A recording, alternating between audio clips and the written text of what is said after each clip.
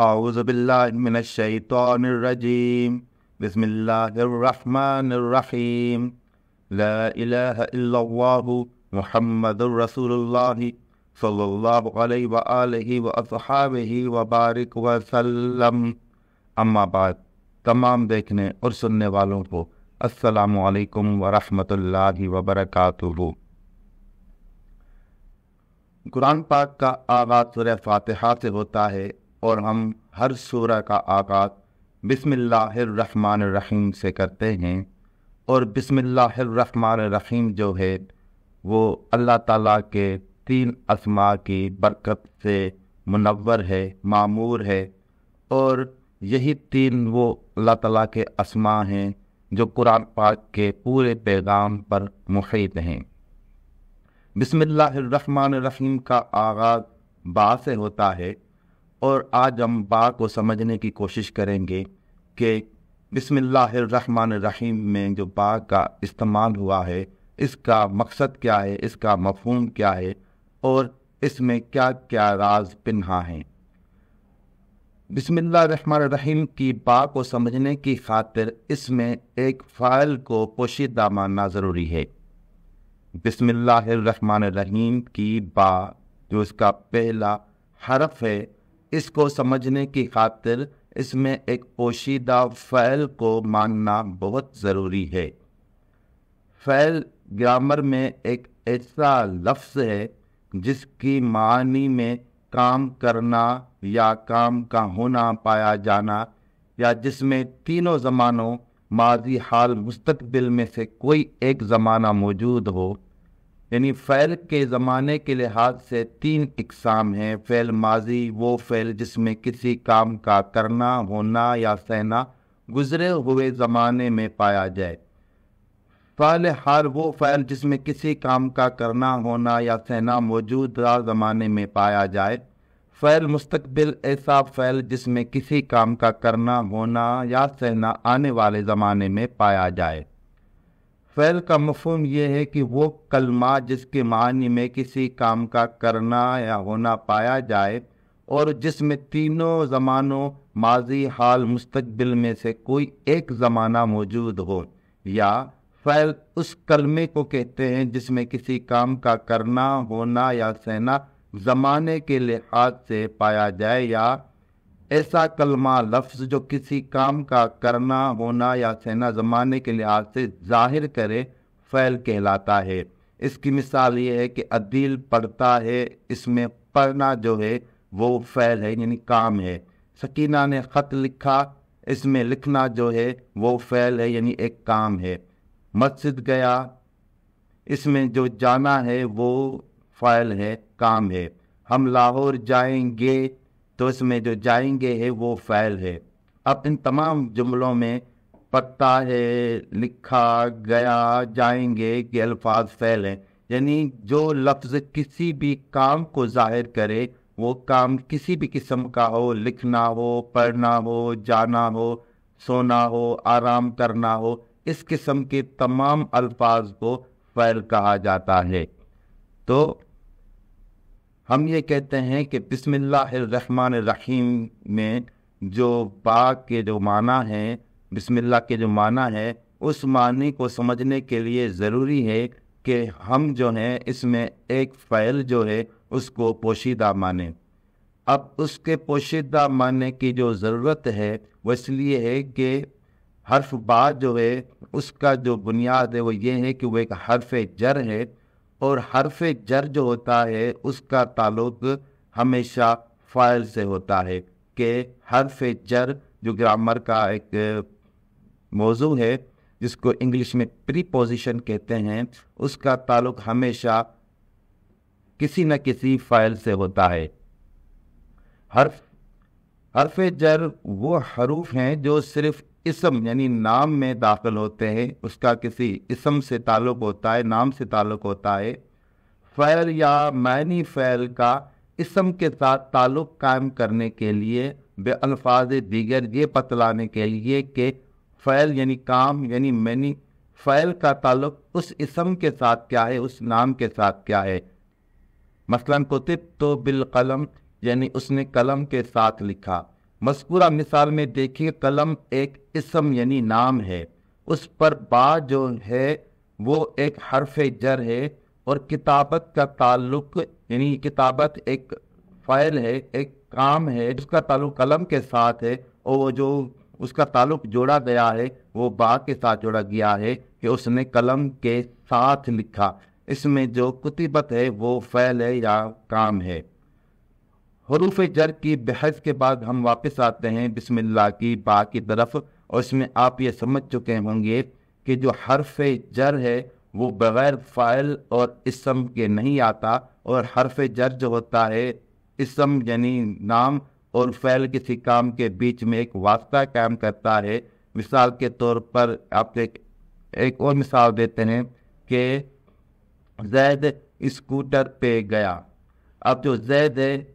وہ اسم میں وہ نام ہے، ایک شخص کا نام ہے، اور گیا جو ہے وہ ایک فاعل ہے، اور کس چیز پہ گیا وہ اسکوٹر ہے، وہ اسم ہے، اور جو گیا ہے وہ فاعل ہے۔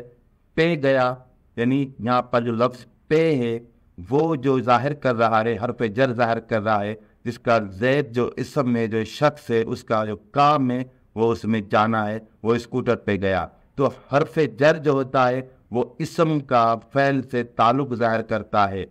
کہ وہ کرسی پر بیٹھا ہے، تو اس میں وہ جو ہے وہ اسم ضمیر ہے، اور جو بیٹھا ہے وہ جو ہے وہ فعل ہے، اسے بیٹھنا اس کا فعل ہے، اس کا کام ہے، اور جو جس چیز پر بیٹھا ہے اس پر اس کا جو ظاہر کیا گیا حرف جر وہ پر، یعنی وہ کرسی پر بیٹھا ہے، پر جو ہے وہ حرف جر ہے۔ تو جو بسم اللہ ہے اس میں فاعل موجود نہیں ہے، اسم موجود ہے، یعنی بسم اللہ میں جو با حرف جر ہے اس کا تعلق کس فعل کس کام سے ہے، یعنی اللہ کے نام کے ساتھ، اللہ رحمان رحیم کے نام کے ساتھ۔ تو اللہ رحمان رحیم کے نام کے ساتھ کیا کرنا ہے، اس کا فعل کون سا ہے، کام کون سا ہے، تو اس میں جو وہ کام ہے جو اللہ رحمان رحیم کے اسماء کے ساتھ ہے وہ کام اس میں ظاہر نہیں کیا گیا، وہ کام جو ہے وہ مخفی ہے۔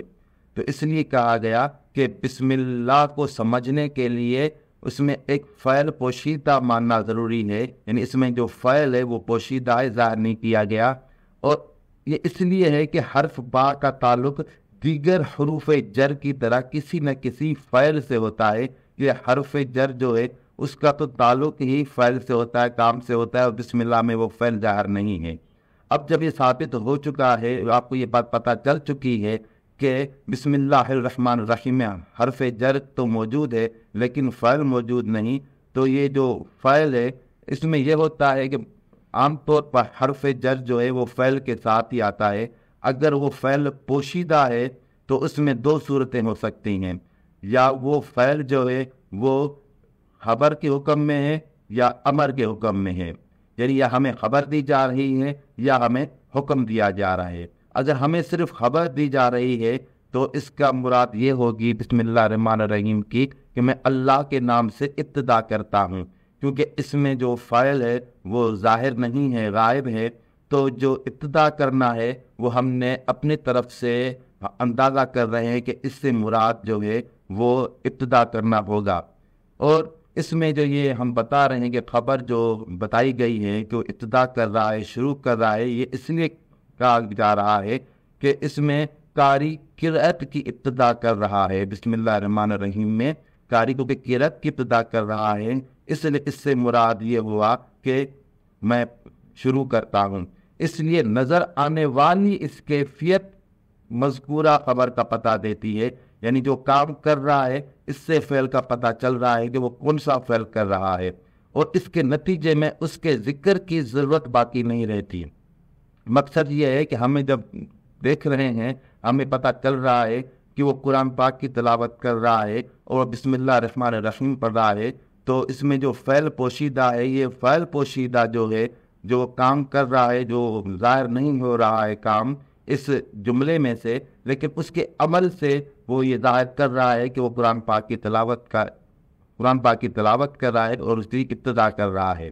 اور اس میں اگر پوشیدہ فعل امر یعنی حکم کے معنی میں لیا جائے تو اس کی معنی یہ ہوگی کہ اللہ کے نام سے شروع کرو۔ اگرچہ یہاں پر دونوں صورتوں کا احتمال ہے کہ یہ جملہ بسم اللہ الرحمن الرحیم خبر بھی ہو سکتا ہے اور حکم بھی ہو سکتا ہے، تاہم سورت کی تلاوت کے تسلسل میں اس بات کی دلیل موجود ہے کہ یہ پوشیدہ جو فعل ہے یا کام ہے وہ حکم کی صورت میں ہے، امر کی صورت میں ہے، کیونکہ ارشاد باری تعالیٰ ہے ایاک نعبد، ہم تیری ہی عبادت کرتے ہیں۔ اس طرح خطاب کی ابتدا میں قول باری تعالیٰ بسم اللہ کا مفہوم بھی یہی ہونا چاہیے کہ تم اللہ کے نام سے شروع کرو۔ اس بات کا حکم خود قرآن پاک کے اندر کئی مقامات میں صراحتاً وارد ہوا ہے۔ مثال کے طور پر ارشاد باری تعالیٰ ہے اقرأ بسم ربک، یعنی اپنے رب کے نام کے ساتھ پڑھو۔ تو اس میں جو اسم اور رب موجود ہے تو یہ اسم موجود ہے، نام موجود ہیں، اور اس میں با موجود ہے، تو با کا جو فعل کے ساتھ تعلق ہے وہ اقرا کا ہے۔ تو بسم اللہ الرحمن الرحیم کی بات سے مراد جو ہے وہ یہ بالکل ہو سکتی ہے کہ پڑھو اللہ رحمان رحیم کے نام کے ساتھ، کیونکہ وہ قرآن پاک کی تلاوت کر رہا ہے تو اس میں پڑھنا بھی مفہوم لیا جا سکتا ہے۔ اور پھر اللہ پاک نے فرمایا قد افلح من تزکا وذکر اسم ربہ فصلی، یعنی بے شک وہ شخص فلاح پا گیا جو پاک ہو گیا اور اپنے رب کے نام یعنی اسم اللہ کا ذکر کیا اور پھر نماز پڑھی۔ تو اس میں جو ہے حکم دیا گیا ہے کہ اپنے رب کے اسم کا ذکر کرو، تو اس میں اسم کے ساتھ جو کام جو فعل کا ذکر ہوا ہے وہ ہے ذکر، یعنی رب کے نام کا ذکر۔ تو بسم اللہ سے مراد اللہ کے نام کا ذکر بھی مراد ہو سکتا ہے۔ اور اس کے بعد اللہ پاک نے فرمایا وَذَكُرِ اسْمَ رَبِّكَ وَتَبَتَّلْ إِلَيْهِ تَبْتِيلًا، یعنی اپنے رب کے نام یعنی اس میں اللہ کا نام لے اور سب سے ٹوٹ کر اسی کی طرف متوجہ ہو جا۔ تو اس میں بھی اللہ تعالیٰ نے اپنے نام کے ذکر کا حکم دیا ہے۔ تو بسم اللہ میں جو فعل جو ظاہر نہیں ہے وہ محذوف ہے، وہ چھپا ہوا ہے، تو اس سے مراد قرآن پاک میں ذکر بھی لیا گیا ہے کہ اللہ کے نام کا ذکر کیا کرو۔ اس کے علاوہ جو ذبیحہ کیا جاتا ہے یا قربانی کی جاتی ہے اس میں بھی اللہ پاک نے فرمایا فَاذْكُرِ اسْمَ اللَّهِ عَلَيْهَا صَوَافٍ، یعنی تم انہیں یعنی قربانی کے اونٹوں کو کھڑا کر کے ان پر پس اللہ کا نام لیا کرو، نیز وَلَا تَأْكُلُوا مِمَّا لَمْ يُذْكَرِ اسْمُ اللَّهِ عَلَيْهِ وَإِنَّهُ لَفِسْقٌ، یعنی اور جس جانور پر اللہ کا نام نہ لیا گیا ہو تم اس سے نہ کھاؤ، یقیناً یہ فسق ہے۔ ان تمام آیات کے ذریعے فرضیت کے ساتھ تاکید فرمائی گئی۔ تو اس میں اسم کے ساتھ جو با استعمال ہوا حرف جر، اس میں جو فعل ذکر ہوا اس میں اللہ تعالیٰ کے نام کے ذکر کی بالکل تاکید کی گئی ہے، اور اس کے علاوہ اللہ تعالیٰ کے اسم کے ساتھ اقرا کا حکم بھی موجود ہے۔ تو اس میں یہ فعل جو چھپے ہوئے ہیں وہ قرآن پاک نے خود ظاہر کیے ہیں کہ بسم اللہ الرحمن الرحیم میں جو فعل چھپے ہوئے ہیں وہ پڑھنا ہے، اور دوسرا جو فعل چھپا ہوا ہے وہ اللہ تعالیٰ کا ذکر کرنا ہے، اور تیسرا جو فعل اس میں موجود ہے وہ یہ ہے کہ قربانی کی جانوروں پر اللہ تعالیٰ کا نام لیا کرو۔ اس کے علاوہ ہم جو وضو کرتے ہیں اور کھاتے پیتے ہیں یا مختلف کاموں کی ابتدا کرتے ہیں اس میں بھی ہم اللہ تعالیٰ کا نام لیتے ہیں، یعنی بسم اللہ پڑھتے ہیں۔ اور حضور صلی اللہ علیہ وسلم نے فرمایا جو شخص وضو میں اللہ کے نام کا ذکر نہ کرے اس کا کوئی وضو نہیں، یعنی ہر کام کی ابتدا میں بسم اللہ الرحمن الرحیم ضروری ہے۔ اس میں آپ یہ بات سمجھ لیں کہ کیونکہ اس میں فعل جو ہے وہ ظاہر نہیں ہے، تو جب ہم وضو کرنے کے لیے بسم اللہ پڑھیں گے تو اس کا مطلب یہ ہوگا کہ ہم وضو کرتے ہیں اللہ رحمٰن رحیم کے ناموں سے برکت کے ذریعے، یعنی اللہ تعالیٰ کے اسماء جو 3 موجود ہیں ان کی برکت حاصل کر کے ہم وضو کا آغاز کرتے ہیں۔ جب ہم کھانا شروع کرتے ہیں تو اس میں فعل کا جو تعلق ہوگا وہ کھانے سے ہوگا۔ ہم سواری کرتے ہیں تو سواری میں اس بات کا جو تعلق ہے وہ سواری سے ہوگا کہ ہم اس سواری پہ چڑھتے ہیں۔ ہم کوئی بھی کام کرتے ہیں، مثال گھر بنواتے ہیں تو اس میں با کا تعلق اس گھر سے ہوگا۔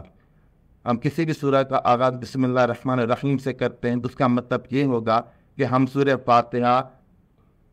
پڑھتے ہیں اللہ رحمٰن الرحیم کے اسماء کی برکت کے ساتھ۔ یا اگر ہم سورہ بقرہ پڑھیں گے تو اس کے آغاز میں جب ہم بسم اللہ الرحمن الرحیم پڑھیں گے تو اس میں بات مراد یہ ہوگی کہ ہم سورہ بقرہ جو پڑھتے ہیں وہ اس اللہ ताला के 3 अस्मा अल्लाह रहमान रहीम के अस्मा की बरकत के साथ पढ़ते हैं। और जो बिस्मिल्लाह रहमान रहीम है वो कुरान पाक का हिस्सा है, क्योंकि सूरह नमल में है कि इन्नहु मिन सुलैमान व इन्नहु बिस्मिल्लाहिर रहमानिर रहीम, यानी मकतूब सुलेमान की तरफ से है और वो ये है कि बिस्मिल्लाहिर रहमानिर रहीम। इस आयत में बिस्मिल्लाहिर रहमानिर रहीम कुरान पाक का जुज़ू है।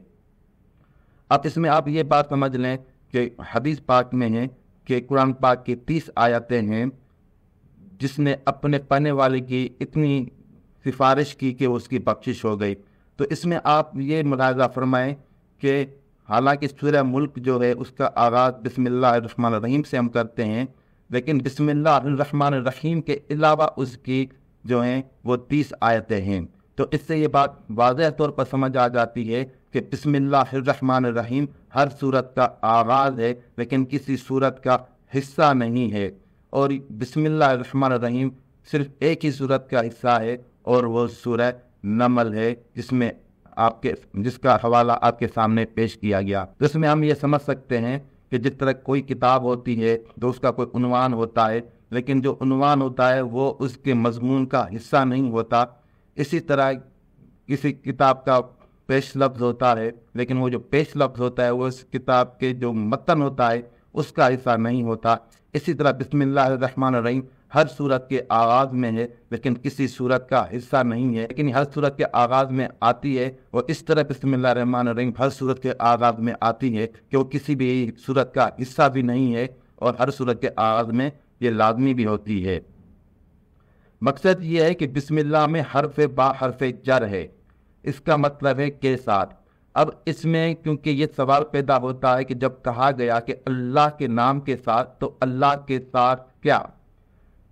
यानी कौन सा फ़ैल, आया इसका तर्जुमा हो शुरू अल्लाह के नाम के साथ या कुछ और, इस बात में किस तरफ इशारा है, कौन सा फ़ैल पोशीदा है। तो अल्लाह पाक ने कुरान पाक में फरमाया इक़रा बिस्मि रब्बिका, पढ़ो रब के नाम के साथ। तो बिस्म के हर्फ बा में पोशीदा फ़ैल हुक्मिया हुआ और पढ़ने का पोशीदा फ़ैल भी साबित हुआ, और दूसरे भी इसमें फ़ैल साबित हुए जो हमने पहले आपको बताए हैं। तो बिस्मिल्लाह का तर्जमा जो अमूमी तौर पर होगा वो यही होगा कि पढ़ो अल्लाह रहमान रहीम के नाम के साथ। अब हम क्या पढ़ें, तो अल्लाह के नाम के साथ हो, तो इसकी तशरीह भी गुजर चुकी कि हर काम की शुरुआत अल्लाह के नाम के साथ होनी चाहिए और हर इबादत की शुरुआत भी अल्लाह के नाम के साथ होनी चाहिए। इसलिए नमाज का आगाज़ इसमें अल्लाह से होता है, यानी अल्लाहु अकबर, और इख्तिताम भी अल्लाह के नाम के साथ होता है कि अस्सलामु अलैकुम व रहमतुल्लाह। और बाद जो फ़ैल मखज़ूफ़ के मुतल्लिक़ है, मखज़ूफ़ यानी छुपा हुआ, बिस्मिल्लाह में लफ्ज़ इक़रा यानी पढ़ो को मुक़द्दर मानना ऊला है बमुकाबला लफ्ज़ शुरू करने के, क्योंकि ये कुरान पाक से साबित है कि इक़रा बिस्मि रब्बिका।